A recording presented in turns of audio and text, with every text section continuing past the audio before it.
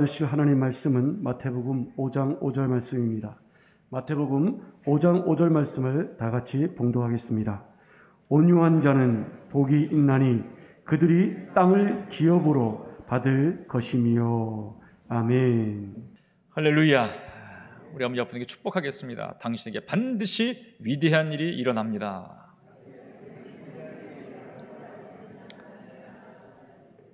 저는 오늘 목사님 읽으신 마태복음 5장 5절의 말씀으로 땅의 상속자라는 제목으로 말씀을 나누고자 합니다. 10계명 중에 5번째 계명이 우리의 눈길을 좀 끌게 합니다. 그것은 뭐냐면 내 부모를 공경하라. 그리하면 너의 하나님 나 야훼가 너에게 준 땅에서 내 생명이 길리라. 이 땅에 모든 사는 사람들은 땅을 밟지 않으면 살 수가 없습니다.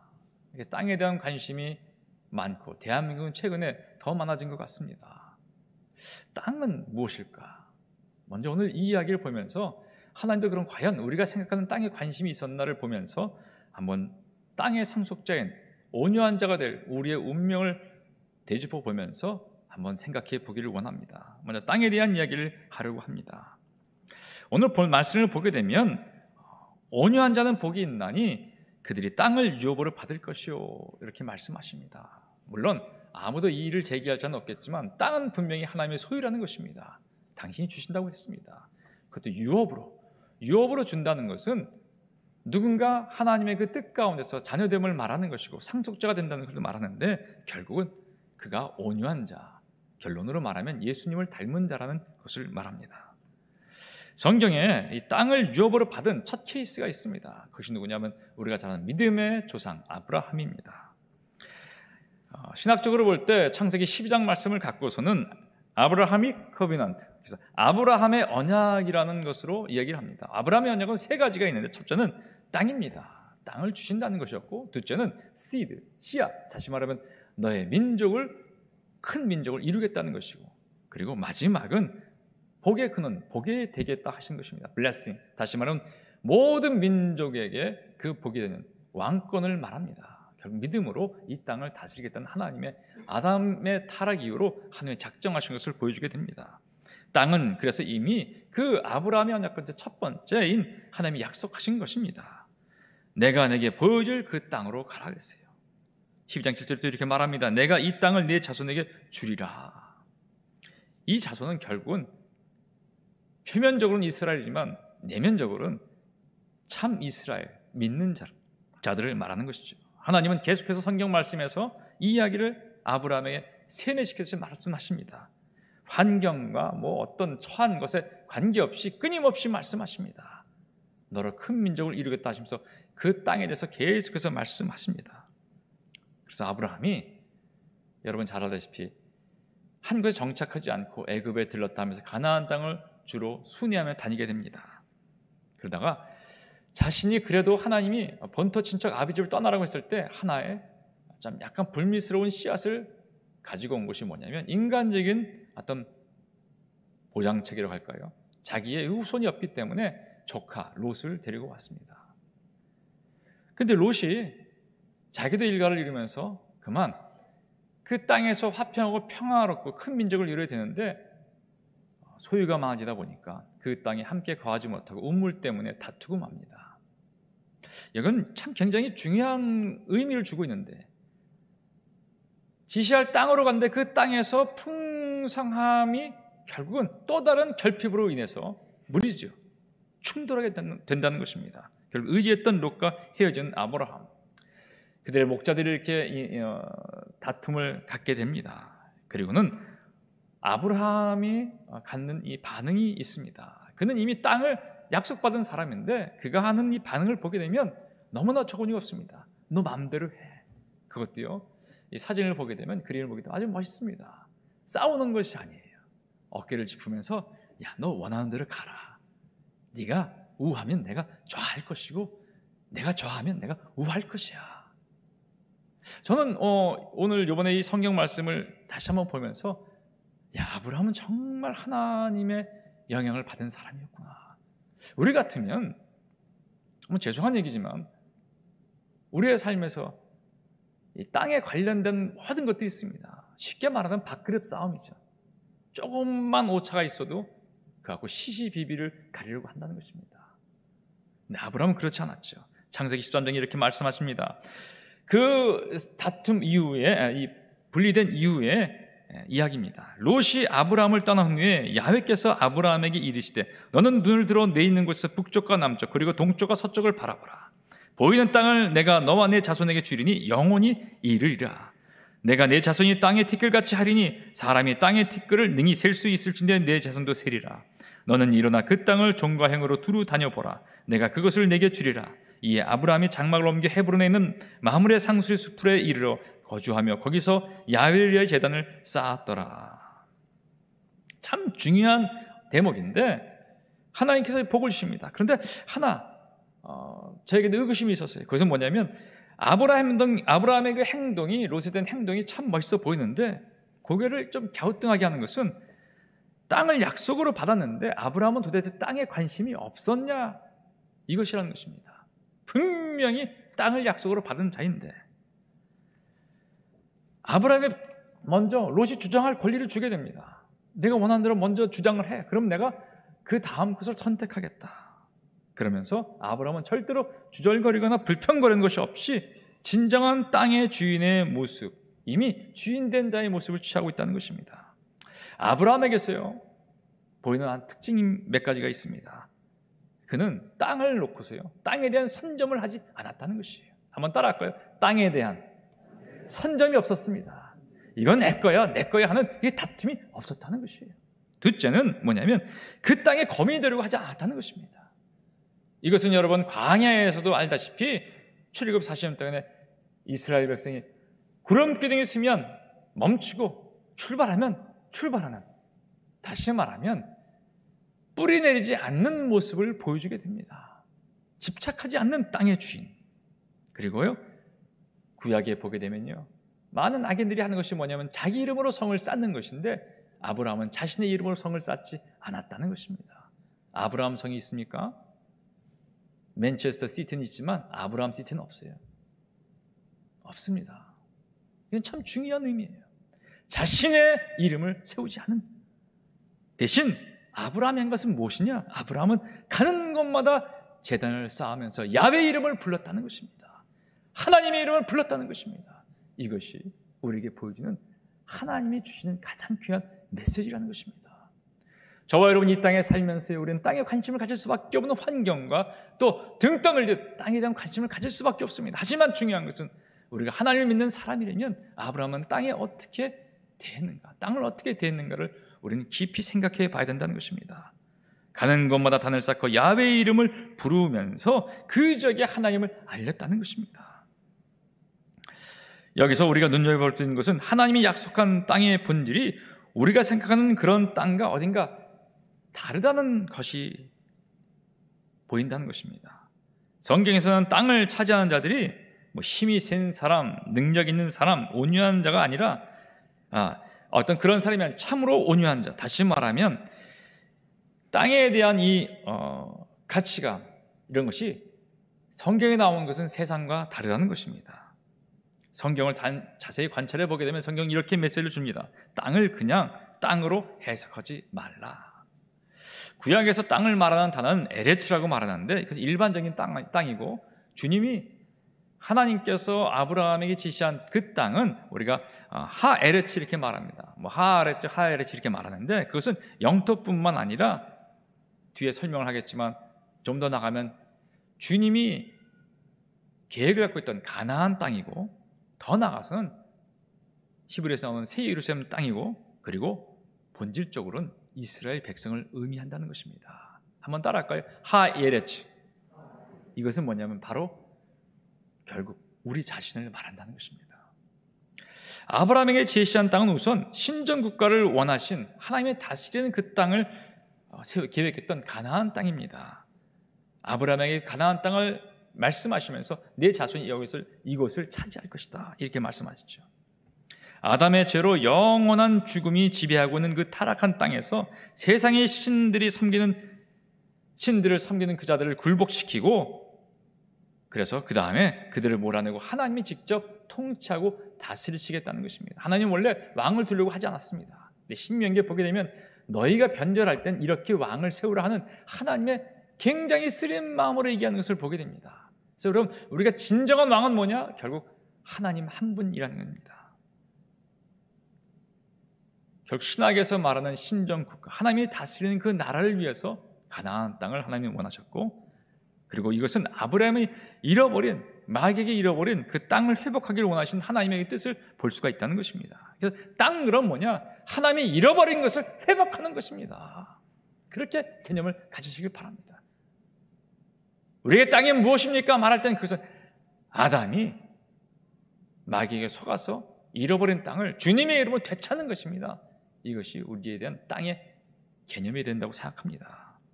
창세기 10장 8절에 이렇게 말합니다. 가나안 땅을 주어 영원한 기업이 되게 하고 나는 그들의 하나님이 되리라. 나는 그들의 하나님이 되리라. 그리고 이 땅의 개념은 바로 사라질, 주님이 오시면 모든 것이 평생, 그런 사라질 땅이 아니라 분명히 존재하는 하나님의 통치하는 영원한 새 예루살렘을 의미합니다. 히브리서에 이렇게 말씀하십니다. 믿음으로 아브라함은 부르심을 받을 때 순종하여 장래 유업으로 받을 땅에 나아갈새 갈 바를 알지 못하며 나아갔고, 믿음으로 그가 이방의 땅에 있는 것 같이 약속의 땅에 거류하여 동일한 약속을 유업으로 함께 받은 이삭 및 야곱과 더불어 장막에 거하였으니 이는 그가 하나님이 계획하시고 지으실 터가 있는 성을 바랐음이라. 아브라함은 보았다는 것이, 근데 그것은 뭐냐면 눈으로 본 것이 아니에요. 영어에 이런 말이 있습니다. You have to see it before you see it. 보기 전에 보셔야 됩니다. 근데 사실 육의 눈으로 보는 것이 아니죠. 하나님과 대화하는 그 아브라함은 하나님이 예비한 것들을 그 큰 꿈을 갖고 보았다는 것이에요. 그래서 그는 아들이 없었음에도 불구하고 하나님의 약속을 믿고 노구의 몸으로 이리저리 다니면서 하나님의 이름을 부르는 그 일을 25년 동안이나 했고, 결국은 청장년이 되기 전에 유소년의 이삭을 하나님께 바치는 일까지 서슴없이 할 수 있던 것은 바로 이렇기 때문인 것입니다. 결국 땅에서의 회복을, 이 땅에서의 회복을 영원까지 이끄시려는 그 하나님. 안타깝게도 이 땅이 우리가 생각하는 건 다른 것은 아브라함에게 땅을 허락하셨음에도 불구하고 아브라함은 정작 자기 사랑하는 사라가 죽었을 때 묻을 땅이 없었다는 것이, 아니 묻을 땅은 많았겠지만 본인이 원하는 땅에는 값을 치르고 샀다는 것이, 가나안 땅 마므레와 막델라 굴 앞에서. 그리고 이 마므레는 헤브론을 말합니다. 땅의 소유에 대한 이 초점은 우리가 이 말씀을 볼 때 잃어버린 땅의 회복, 세상에 말하는 어떤 소유 개념이 아니라 하나님의 소유를 회복하는 것, 원래대로 회복하는 것, 그 주님의 대리자로 우리가 이 땅에 왔다는 것을 의미합니다. 사실 아브라함의 이 땅에, 이 지시한 땅으로 계속 가는 것은 보게 되면 어떤 영토를 의미하는 것 같지만 결국 마지막은 사람입니다. 모세를 통해서 여러분, 하나님은요 애굽을 한번 엎어버립니다. 그리고 가나안을 다시 여호수아를 통해서 엎어버립니다. 그 땅을 갈아엎는 것은 땅을 갈아엎는 것이 아니라 애굽의 신 중에 가장 큰 바로를 엎어버린 것이고, 가나안 땅에는 모든 신들을 다 엎어버리는 일입니다. 물론 실패했죠. 그리고 성경을 보게 되면 마지막에 그 영토는 뭐냐? 결국은 영원한 하나님의 토지인 이스라엘을 말합니다. 그 영원한 토지인 이스라엘이 회복되지 않았기 때문에 하나님은 수많은 선지자들의 피를 흘리면서 복음을 증거하게 결국은 예수님의 피까지 흐르게 한다는 것입니다. 여러분 잘 아시죠? 아브라함에게 하신 말씀이 있습니다. 너는 흙이니 흙으로 돌아갈지니라. 이 말은 뭐냐면 가지 마, 이 뜻이. 난 내 아버지다. 오늘날 내가 너를 낳았다 하신 하나님은 뭐냐면 가지 마. 넌 원래 흙으로 가야 되지만 가지 말기를 내가 원한다 하면서 주님은 창세기 3장 이후에 어마어마한 구원의 약속, 회복의 약속을, 또 그 의지를 펼치고 계신 것입니다. 하나님의 사랑은 우리는 너무 무한해서 알 수가 없죠. 하지만 분명한 것은 우리가 다시으로 가는 것을 원치 않으신다는 것입니다. 땅을 다스리고 정복하여 하나님과 함께 있을지언정 땅속에 파묻혀서 그 땅에 있는 그런 사람이 되지 말라는 것입니다. 결국 땅은 하나님께서 회복하시는 그 땅, 통치하시는 영역, 세상으로부터 구별된 믿음의 심령, 예배드리는 삶으로까지 우리가 해석할 때 땅의 바른 해석이 될 수 있다는 것입니다. 그래서 우리가 성경 말씀을 온유한 자는 복이 있나니 그들이 땅을 여보로 받을 것이요, 이 말을 좀 깊이 있게 말한다면 한번 따라 하실까요? 온유한 자는 복이 있나니 그들이 하나님께서 회복하신, 통치하시는 참 예배드리는 삶을 살 것이요. 이것이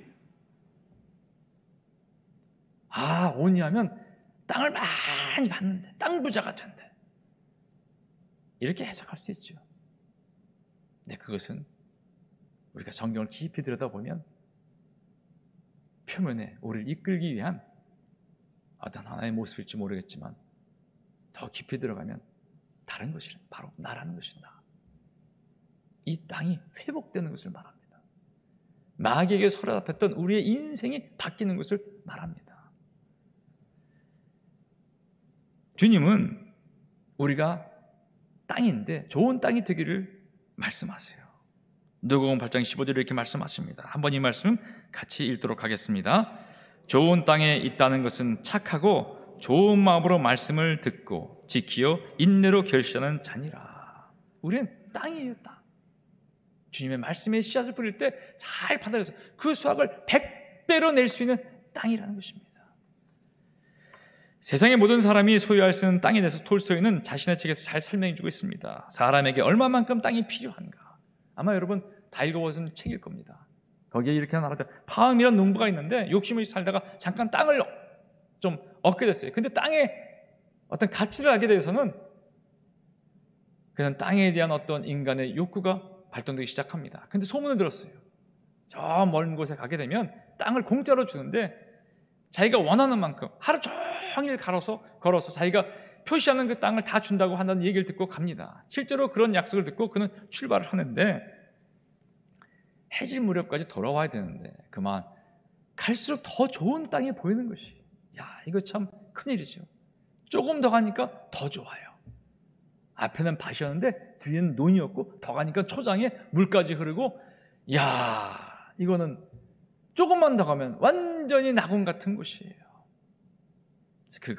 그가 선을 넘어도 너무 많이 넘었죠. 돌아오고 싶은데 돌아올 수가 없게 됐어요. 이제 허사가 되는 것이요. 그래서 어떻게 막 뜁니다. 옷을 다 벗어 던지고 막 뛰어오고서는 결국 딱 도착했어요. 땅을 내가 얻었다. 그러는 순간 너무나 많이 소진해서, 마치 마라톤 여러분 아시죠? 마라톤의 이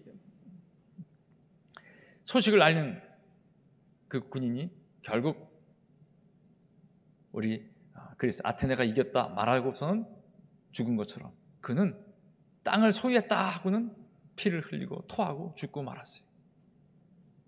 사람들이 모여서 땅을 가장 많이 소유한 자라는 편말을 만들었다는 말은 없지만 아마 만들어줬겠죠.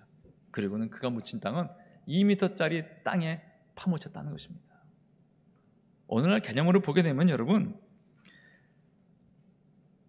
그것도 안 되죠. 우리는 요즘에 화장 문화이기 때문에 어떻게 보면 한 평이 아니라 한 평에 너무나 많은 사람들이 함께 아파트처럼 모여 있는 것을 보게 됩니다. 인간의 모습에 하나님이 보여주는 어떤 것입니다. 전도서 이렇게 말합니다. 한 세대는 가고 한 세대는 오되 땅은 영원히 있도다. 이것은 너희가 사는 땅, 너희는 잠시 왔다 사라지는 등장인물, 퇴장인물에 불과한 것이야. 하나님께서 이 무대를 완전히 바꾸기를 원하신다는 것입니다. 여러분, 사람들은 이렇게 말합니다. 땅 그러면 에덴 동산이 참 좋다. 거기를 가고 싶다. 회복하고 싶다 하겠죠. 제가 곰곰이 생각해 봤어요. 에덴 동산으로 가요. 그럼 여러분 아멘 하시겠습니까? 별로 가고 싶지 않으신가요? 에덴 동산 만약에 요즘 가치, 인간적인 가치를 보게 되면 여러분 많은 분들이 갔다가 실망할지 모를 겁니다. 거기에는 여러분 화장품 가게도 없어요. 거기엔 여러분 옷 가게도 없어요. 우리가 가는 코스트코도 없고요, 이마트도 없고요. 과일은 많겠죠. 풍수가 좋아요. 하지만 오늘날 문명에 익숙해진 우리가 풍수가 좋은 것에 계속 있다면 좋을까요?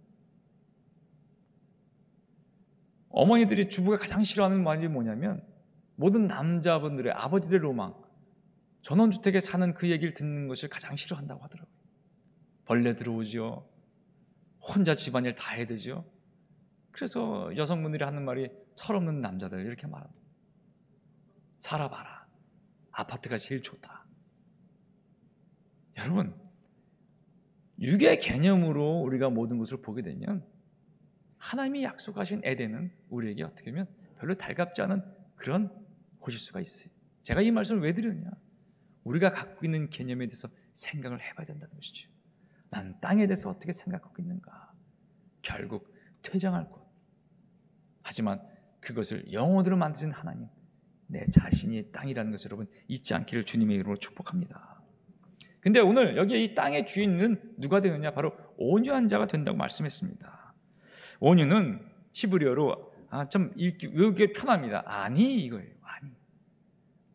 아마 그랬던 것 같아요. 너 이렇게 살면 안 된다 그래서 아니야 할 때가 아닌 것 같아요. 한번 따라할까요? 아니. 아니. 네, 여러분 뭔가 이렇게 흥분되거나 막 이렇게 할 때 스스로에게 말씀 아니. 한번 따라할까요? 아니. 막 화가 나요. 이렇게 뭔가 주장하고 싶고 아니. 온유하다는 것은 아니란 뜻이죠. 이 말은요. 온순한, 영어로 meek, 그 다음에 가난한, poor, 그 다음에 고통받은, afflicted, 그 다음에 겸허한, humble, 뭐 마음이 심령이 낮아진 자 이런 것들을 의미한다고 합니다. 제가 뭐 여러 가지 영상을 잠깐 보게 됐는데 이 사진을 보게 되면 어떤 아이의 이 기도가 있어요. 이 구글에서 찾았는데 이 제목이 뭐냐면 온유한 자의 기도예요. 여러분 어떻게 생각하세요? 온유한 자의 기도 같습니까? 자, 가만히 봤더니 그런 것 같아요. 저 아이의 얼굴을 볼 때 간절히 하나님을 찾는 것 같아요. 제가 하나님이 아니고 그냥 할아버지, 아버지라도 저 아이의 소원은 들어주고 싶을 그런 마음이 있는 그런 모습이에요.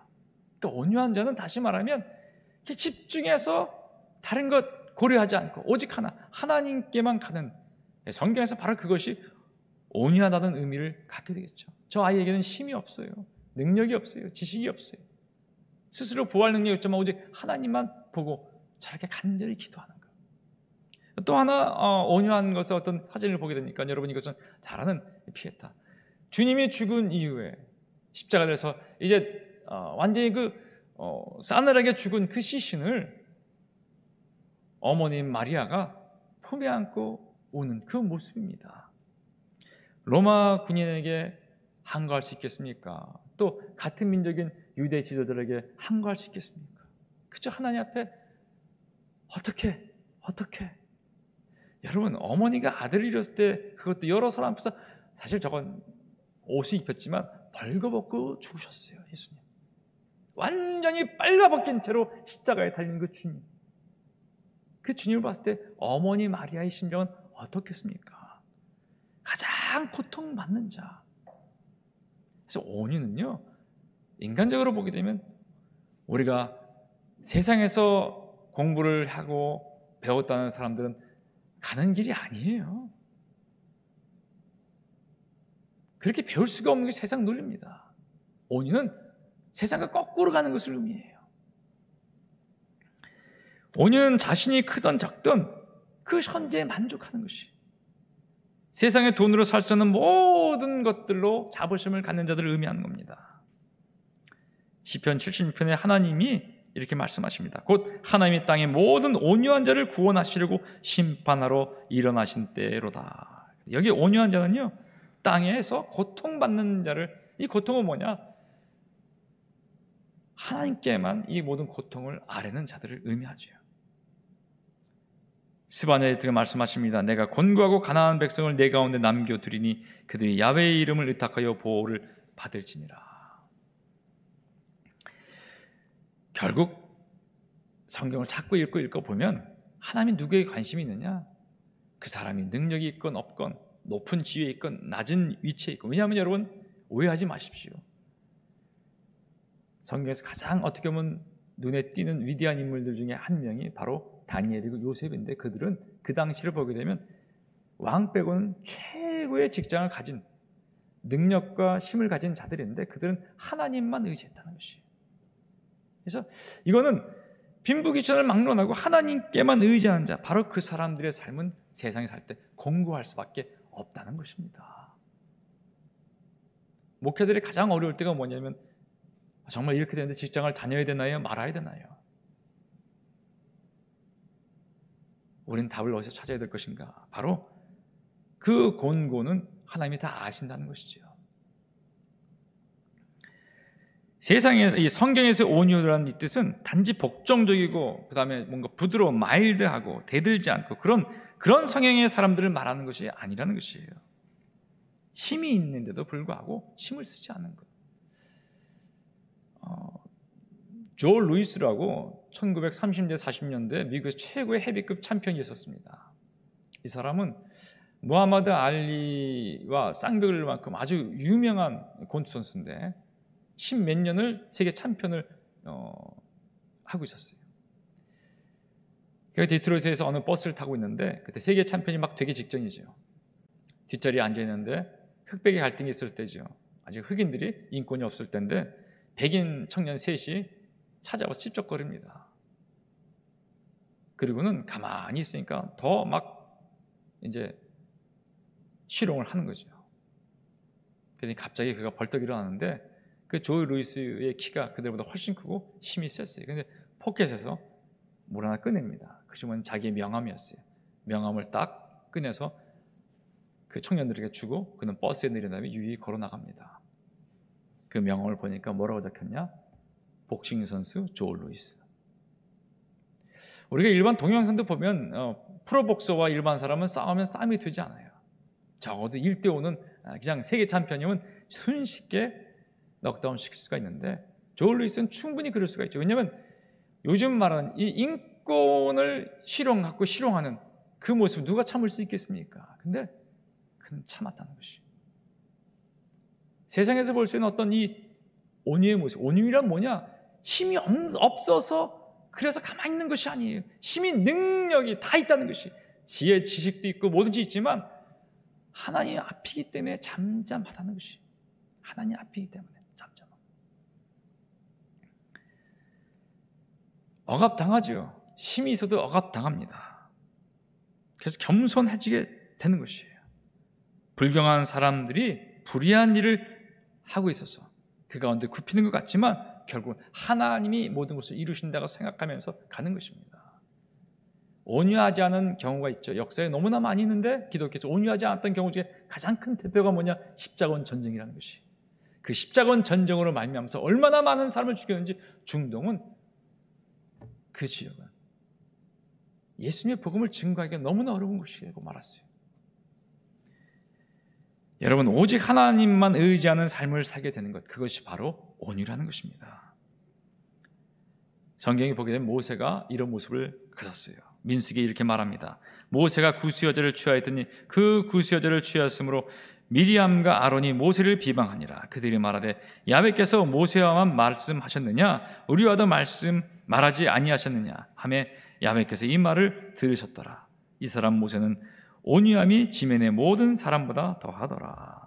하나님이 이 말씀을 듣고는 너 어떻게 나에게 내가 선택한 종한테 함부로 말해. 그리고는 미리암에게 문두병을 주고 그리고 나서는 그 형 아론이 늑달같이 와서 우리에게 벌을 내리지 않게 해달라고 기도해달라고 그렇게 간구하지요. 이 미리암에 관련된 이야기를 보게 되면 우리는 미리암도 선지자였습니다. 출애굽한 이후에 그는 소고를 치면서 막 주님을 찬양하는 노래를 불렀어요. 아론은 누굽니까? 대제사장이었어요. 첫 번째 대제사장. 그런데 하나님이 그들을 다 물리치시고 모세에게 비방한 것 같고 하나님께서 역정을 내는데 크게 역정을 내리는 것을 보게 됩니다. 이것은 하나님이 썼냐 안 썼냐가 중요한 것이 아니라 이렇게 볼 수 있어요. 온유했냐 온유하지 않았느냐. 모세와 미리암의 다툼은 뭐냐면 결국 온유한 자와 온유치 않은 자의 어떤 대결입니다. 성경이 이 말씀이 왜 있었을까? 이것은 뭐냐면 우리의 삶에도 마찬가지라는 것이에요. 온유하지 않은 나는 이해가 되지 않지만 온유한 자에게 질 수밖에 없다는 것이 하나님이 성경을 주시는 경고고 교훈이라는 것이에요. 우리는 어떤 수를 썼으라도 이후에 또 나오는 고라처럼 너만 하나님께 쓰임받는 자냐, 하나님의 영이 우리 모든 사람들 어셈블 이 총에 있는데 너만 이렇게 왕같이 하려고 하냐, 그만해라. 고라가 이렇게 말했어요. 왜 그렇게 너 혼자 잘났다고 하느냐 이러면서 이렇게 말하면 너희가 분수에 지나도다 하고는 고라는 그대로 다 멸망하고 말았다는 것이. 하나님께서 모세의 편을 들으신 그 이유는 결국 모세의 온유함인데 왜 모세는 온유했을까? 여러분 여기에는 한 가지 생각할 것인데 뭐냐면 온유는요 히브리 말로 아나브라는 말에서 나왔다고 합니다. 이 아나브는 대답하라는 그 말, 다시 말하면 아나에서 파생된 단어인데 고대 시대의 종들의 어떤 특징을 말합니다. 종들은요 주인한테 말할 것이 없어요. 그냥 주인이 말하면 네, 아니요, 그냥 예 알았습니다 하고 대답만 하는 것뿐입니다. 모세의 사역의 특징이 뭐냐면 듣기만 한다는 것입니다. 한번 따라 하실까요? 하나님 말씀하세요. 듣기만 하겠습니다. 이것이 바로 모세의 사역의 가장 큰 핵심이고 이것은 바로 뭐냐면 온유의 특징이라는 것이에요. 오늘날 우리가 인문학에 발전하면서 사는 것이 뭐냐면 자기 주장을 말하는 것이죠. 너의 생각을 얘기해봐. 너의 비전을 얘기해봐. 너의 꿈을 얘기해봐. 하지만 여러분 저기 꿈꾸는 자가 오는 듯 했던 요셉도 자기가 꿈꾸면 아니라는 것입니다. 노아가 방주를 지은 것도 자기가 방주를 만든 것, 주님이 주시는 말씀하신 것을 받아 적었다는 것이. 여러분 우리가 잊어서는 안 됩니다. 내 안에서 마이가 주는, 세상이 주는 욕구와 꿈도 있을 수가 있어요. 하지만 이것을 기도하면서 보혈 가운데 주님이 주신 것만 추려서 가져갈 수 있는 우리가 될 수 있기를 축복합니다. 그래서 들을 귀 있는 자가 되어야 된다는 것이에요. 세상에 너무나 많은 것들을 들은 우리는 오염되어 있다는 것이죠. 모세가 온유의 이 모든 과정에는 결국 광야 40년이 있습니다. 사람들이 광야 40년이 무엇입니까? 말한다면 저는 이렇게 말하겠습니다. 바로 그것은 모세의 신발을 벗기기 위한 시간이었다. 모세야, 내가 선 곳은 거룩한 곳이니 내 발에서 신을 벗으라. 애굽의 왕자 모세는 40년이 지났지만 이미 40세까지 왕자였기 때문에 그는 틀이 다릅니다. 생각이 다릅니다. 애굽 사람을 죽였을 때 그냥 죽였겠습니까? 싸우지 않았어요. 때려서 그냥 애굽인이 찍소리 못하고 맞아 죽었을 겁니다. 왜? 왕자기 때문에. 그런 사람이었어요. 다만 정치적으로 바로의 자손들이 히브리의 자손인 모세를 이를 빌미로 죽이려 했기 때문에 그가 도망갈 뿐이지 애굽의 왕자는 보통 삶을 누렸던 사람이 아니에요. 격이 달라요. 먹는 것도 다르고 입는 것도 다르고 수종되는 사람 다르고 언어도 다르다는 그들입니다. 근데 그가 하나님 앞에서 완전히 발가벗김을 당한 것입니다. 애굽의 왕자의 신분이 다 사라져버린. 그래서 신발을 벗기는 건 중요한 것입니다. 이 말은 뭐냐? 온유한 자가 되거라. 넌 나와 함께 믿음의 생활을 하면서 이 광야에서 여러 가지 고통을 겪으면서 이 광야에서 한적한 것에서 내 주장을 펼치지 못하면서 내 이야기를 하지 못하면서 그리고 인간적으로 아주 제약된 것에서 놀라운 하나님의 능력만을 바랄 수밖에 없는 그런 삶으로서 주님이 말씀하실 때 내 신발을 벗으라 할 때 신발을 벗을 수 있는 우리를 촉구하는 것을 의미하고 있다는 것입니다. 이전에 저희 교회에 한 목사님이 오셔서 간증을 한 걸 들은 적이 있는데 지금은 하늘나라에 계신 이중표 목사님, 간신교회 목사님, 별세 신앙에 주장했던 그 목사님 이야기입니다. 목사님이 교회 사역을 하는데 오해하지 마십시오. 이제 목사님 얘기니까 한 장로님이 목사님을 너무 거꾸로 행복하게 하더라는 것이. 행복한 건데 너무 거꾸로 행복하게 하니까 목사님 너무 힘들어갖고 기도했다는 것이. 하나님, 너무 살겠어요. 너무 살고 싶다는 건 뭐예요? 이제 괴롭다는 거지.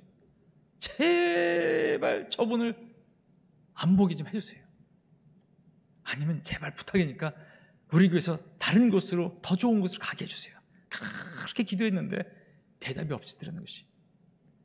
한 달, 두 달, 몇 달 만에 하나님이 응답을 하시는데 하나님의 답이 뭔지 아십니까? 네가 나가라. 네가 나가라. 목사님의 주장에서 볼 땐 맞죠. 근데 이것은 온유한 자의 입장에서 볼 때는 아니라는 것입니다. 주님의 뜻이 어디 있습니까? 우리는 인간의 논리로 삽니다. 우리가 성령의 역사가 끊어지게 되면 바로 리셋되는 것이 뭐냐면 육의 생각입니다. 육의 생각.